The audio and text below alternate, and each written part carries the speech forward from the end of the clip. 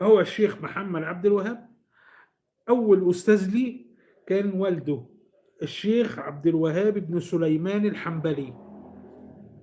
ده أول أستاذ للشيخ محمد عبد الوهاب، والده اللي علمه هو وأخوه سليمان. بعدها تلمذ على يد الشيخ عبد الله ابن إبراهيم الشمري. عبد الله ابن إبراهيم الشمري. أستاذ عبد الله ابن إبراهيم مين؟ الشيخ أبو المواهب الحنبلي الدمشقي.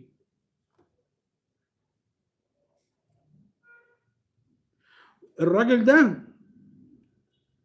من علماء الحديث في دمشق، ودي درس في الأزهر. الكلام ده إمتى؟ القرن ال17.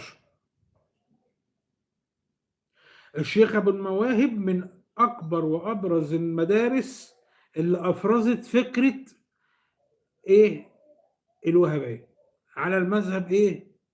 الحنبلي. جميل؟ طيب، الأستاذ بتاع أبو المواهب أو اللي الناس اللي اتعلم منهم الشيخ محمد ابن أحمد الأسطواني. جميل؟ هنا اربط الشيخ محمد الأسطواني، من هنا اربط وقف. ليه بقى؟ هنرجع لإيه؟ خطوة فلاش باك.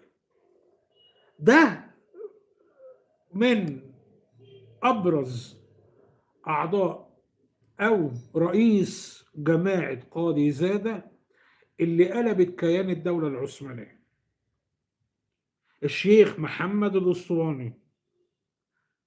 وده كان قاضي في دمشق. حكايته إيه؟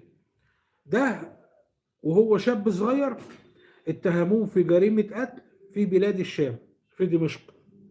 هرب وراح اسطنبول. في اسطنبول قابل مين؟ الشيخ محمد أفندي قاضي زادة.